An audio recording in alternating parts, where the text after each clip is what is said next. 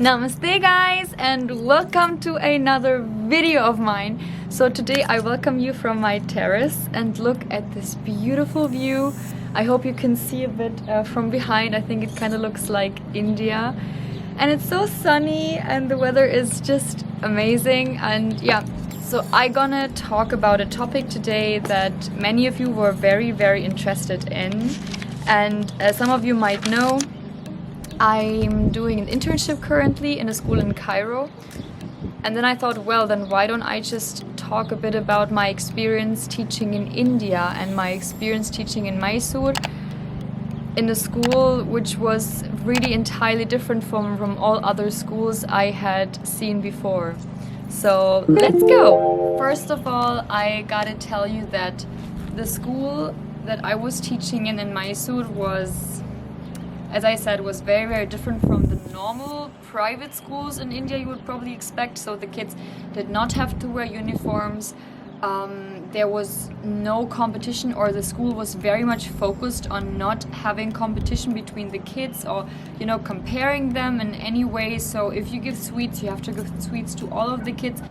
Okay, so as I already said, the school was very different from any other school. So first of all, they did not have to wear uniforms. What you would probably see in most of the private schools in India, or actually all private schools, I think kids have to wear uniforms. Then in our school there was a rule that there should not be competition, or at least how can I say, like, the methods that you use for teaching should not be competition oriented. You should not compare the kids to each other. So that was a really big thing that the school was focusing on. So another aspect was that they had a motto which says that kids can not be taught, like, of course they can be taught, but they can only be taught if they are truly interested in the topic. Something like that, if I remember correctly. Hopefully I don't tell anything wrong, but I found that really inspiring. And it reminded me a bit of Montessori and Jena Plan, if some of you are familiar with these school concepts, because even there it's a student-centered method that these schools use, and that the student can also decide which project they want to work on or which subject they want to work on, and that usually enhances intrinsic motivation. So just to give you a short background about the concept of the school. But now coming to my experience, and I made some notes. I'm really excited to read them out to you and to tell you some stories. Okay, so let me start. First day at my school in Mysore. Well, I was wearing Indian clothes, basically almost like today. And the only difference was that I was wearing leggings, okay? So I was not wearing patiala pants, or what is the other type of pant? There's another name for it, right? So I was wearing leggings and a kurti. And my hair was also open, just like as I'm wearing it now. And I entered the school, and my supervisor, you could say, so she was basically helping me organizing my schedule and everything. She came towards me, and then she was like, Jenny, you cannot wear leggings in the school. And I was like, okay, why? And then she was like, because we have leggings day. So they had 2 days in a week where they are allowed to wear leggings. And of course, I didn't know that, because in India so many women wear leggings along with a kurti, and that's considered totally normal. So I was quite surprised, and that was already my first mistake. Second mistake, my hair. I was wearing my hair just like that, because in Germany, in any school, of course, you can just wear your hair the way you want to wear it. And even then she said you have to tie your hair. You can't just wear your hair like loose and open like that. This is not allowed. So even that kind of shocked me, because I just didn't expect it, and no one had informed me beforehand, because then I could have avoided these really awkward situations. And of course, next day I changed everything. I put on patiala pants. I tied my hair, but that was just the beginning, guys. After some time, I think after some months, actually, maybe 4 or 5 months, I brought orange juice to the school. Well, it's just orange juice, right? And I was drinking. And then a teacher approaches me, I think the English teacher, if I'm not wrong, and tells me, Jenny, you cannot bring soft drinks to the school. And I was like, what? And then she was like, yeah, it's not allowed in our school. You can bring water, that's not a problem, but no soft drinks. And I was like, no one has told me that. And she was so shocked, like she didn't believe me. She was like, I can't believe that you've spent here almost 4 to 5 months and no one has told you that you can't bring soft drinks to the school, even though I don't consider an orange juice a soft drink, but okay, that's just my opinion. And I was like, sure, no problem. Of course I can avoid it, but would it be nice if someone could have told me beforehand, so you don't make these mistakes and you don't necessarily have to be put in such an awkward situation, you know? Yeah, and then again, some weeks later, I think I ate chocolate or something. And I think again a teacher came towards me and said, hey, you cannot eat chocolate because it's got plastic and stuff. And well, that was, I think, the 4th incident. And I felt like, okay, if there's anything else that I don't know, please let me know about it. Generally, I really must say that I learned a lot from the school. What truly inspired me, or what inspired me the most, was that the kids were really keen on learning and they enjoyed learning. So, well, sometimes there would even be phases where they really want to stick to the subject rather than maybe going for a break. Or also the team spirit there was so strong. I've never in my life seen something like this in any other school. Not in Germany or other countries or other Indian schools also. So every 10th grader would know the name of the 1st grader or the 2nd grader. And also in this school you call each other Akka, like elder sister. So I was never teacher or Miss Königsberger or whatnot. I would always be JenniJi. Yeah, very famous as JenniJi. Or, you know, the other teachers would also be called as Akka, and also if I'm talking to another teacher, I would call them by name and then add Akka. And the other way around for men, so it would be like Anna. I always pronounce it wrong, I'm sorry, for elder brother. Yeah, and also there were a lot of family festivals, so the families were always somehow integrated in what is going on in the school.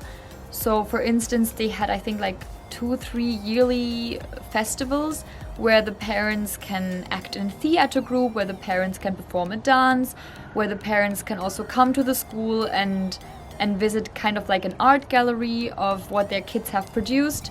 Or maybe like they had a project week on the topic bamboo, so they made everything out of bamboo, instruments, little houses. They kind of like constructed stuff using bamboo. It was so like a puppet, like a doll made out of bamboo. Very, very, very creative. In general, the school was extremely, like, the kids were very much into arts, I feel. Yeah, and then they could just come there and just view their work of their kids, and I loved that. And also that the parents interacted so much with each other, so literally the mothers would meet up and just practice for this yearly festival that they had, this annual festival that they had, so that they can perform on stage in front of the audience, and which means teachers, students and other parents. And then also some parents would bring food to the school, so it's like it's a huge community. I've never seen something like that before, and I love that. But I also must say that I think for many parents, probably in Germany, this wouldn't be doable, because maybe they don't want to invest so much time coming to the school and, you know, kind of like sacrificing their Saturdays and stuff, or sacrificing their weekend. So I'm not really sure if such a concept would also work in Germany, because the culture is just so different. But I truly enjoyed that. That everyone sticked together so much. Yeah. Then they also had a drama group, and trust me, this drama or theater group or theater class which they had as a subject is not like any other theater class. They perform professionally. Like, I've seen their performances on stage in a place called like Kalamandira. I think Kalamandir means actually theater, so Kalamandira it's called in Mysore. And they had proper costumes. Everyone knew their texts and everything that they had to learn by heart properly without any mistakes. The expressions, you must have seen it, the way they sing, how confident they were being on stage. Literally, I've seen some girls from 8th grade and they were so shy and would not even talk much, but on stage, Wow, I was like, where does all of this power and energy and confidence come from?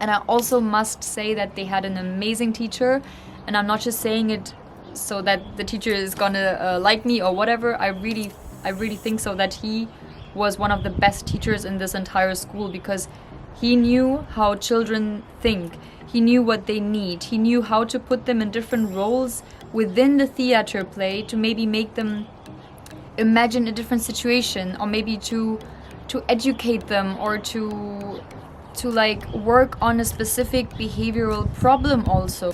Yeah, so also I talked about this annual festival, so even me and my friend Ezra participated. Actually, I wanted to participate in the Kathak course, but I fell sick like multiple times. That's gonna be a different video, because that's gonna take a lot of time to explain you everything what was going on with me when I was in India. Yeah, not only positive things happened. Yeah, so unfortunately I couldn't join the classes often, but I still wanted to participate, so we sang a German song and also a Hindi song, and if I find the clips I can just blend them here and you can watch it. Wenn du lachst, Applaus, Applaus für deine Art, mich zu begeistern, hör niemals damit auf. Ich wünsch mir so sehr, du hörst niemals damit auf.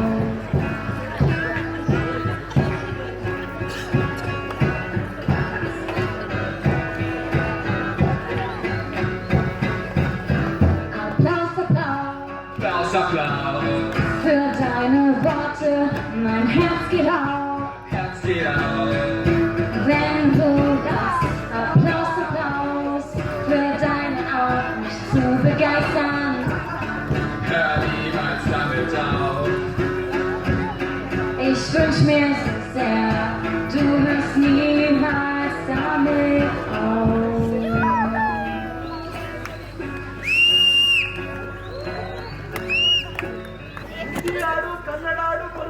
Hindi नहीं पता ना Hindi song okay हाँ let's play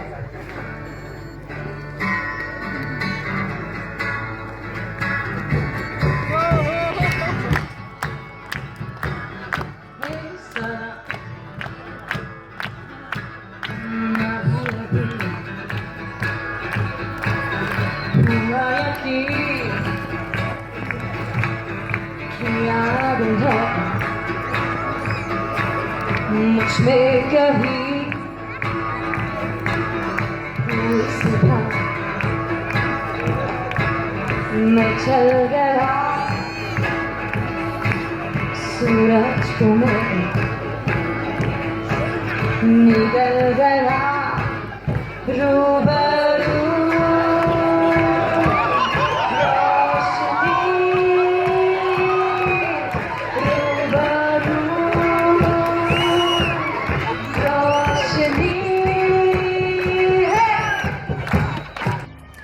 Now, also talking about another point that is quite difficult for me to talk about, and I'm scared that I cannot find the right words or not express myself properly, and then maybe some teachers who watch this video feel offended. That's what I truly do not want. But I try my best to explain you maybe my feelings. So, Well, the first weeks in the school were, of course, everything was very new. You didn't know the language. I didn't know much of Kannada. Much of Canada. Okay. I didn't know much of Kannada. I did not understand the rules of the school, as I already told you. I did not understand the teaching style. Teaching style in many ways was quite different from what I had learned in Germany or what I experienced also as a child in school. You have to understand the mentality of the people. You have to understand how everything works. So there were certain things like, for instance, having lunch. So in the school, the teachers would always share their food, which I find is an amazing thing to do. So the teachers would sit together, eat together, have their lunch together and share their food. And also the kids would sit together and also share their food with each other. Okay, so usually they would speak Kannada while having their food. And in the beginning, I was not alone in the school. I came along with a Spanish girl, and she also used to be my roommate. And we both were teaching in the same school, but she left after 3 months because her service ended after 3 months. So Lorena and me would always sit next to the teachers and basically talk in English, of course, but we would always try to interact with them, talk to them, ask them questions, just, try to interact. But I felt that maybe some teachers were not confident speaking English, but actually most of them were professionals at speaking English, or English was literally their first or second language. But still, they would stick to Kannada. Okay, I can understand it. It's more comfortable for you. It's your mother tongue and you just want to have fun in your break and talk to others. But I think that was something which made me feel sometimes a bit excluded, especially when Lorena left, because I was on my own and there was no one next to me who would always talk to me. And of course, they would talk to me like they were not impolite or rude or anything, or I don't know. I even tried to talk in Kannada sometimes, but it was not enough to have a proper conversation. And that sometimes a bit upset me because I felt, okay, I can't communicate. And the same situation also happened. So after school, they always had teacher meetings, which again, a really positive point. Literally after every day in school, they would sit together and have a teacher meeting and talk about the kids, talk about the entire day. What can we improve? What can we work on? I think that's something every school should do if they have the time. Amazing method to tackle problems. But even joining the teacher meetings, it would be in Kannada, of course. And I could not understand a single word. And then our supervisor, she tried to, translate a couple of things here and there. But still, you cannot understand or follow the conversation, and you cannot really contribute something, because also in the beginning you're not confident and everyone speaks the same language, but I don't. And later on we actually stopped joining these teacher meetings. Well, because we could not contribute anything, and we also didn't want to get on people's nerves. And I always felt like if I ask someone again and again and again, hey, what are they saying? Hey, what are they saying? Hey, what are they saying? Well, I think you get tired translating everything the entire time. Yeah, it was a bit sad, but that was due to language barrier. And then other situations followed. So sometimes there would be a lot of events in the school. So not just the annual event that I talked about, but also other events. And I felt that somehow everyone in the school knew about these events except me. I don't know how. I think there was even a calendar. Maybe it was just my mistake that I didn't check it properly, and I can't recall whether the calendar was in Kannada or in English as well. Not sure, but all I know is that I wasn't familiar with the events, and somehow I always got the feeling that it was my mistake that I did not inform myself about the events. And I felt sometimes a bit sad that no one had informed me about the events, and then usually what happened is that, oh yeah, in 2-3 days is an event. I would have loved to participate, but it was already too late because I wasn't informed about it. And these incidents happened actually a couple of times. But again, I don't want to blame anyone. It's just a situation that I noticed. Could be my mistake, could have been better if someone could have informed me. This is not a blame game, just an observation. What was maybe a bit difficult for me was also that I was always the odd one out, in a sense. And I think that was the first time in my life where I really felt what it means to be a foreigner and to not belong kind of to a community.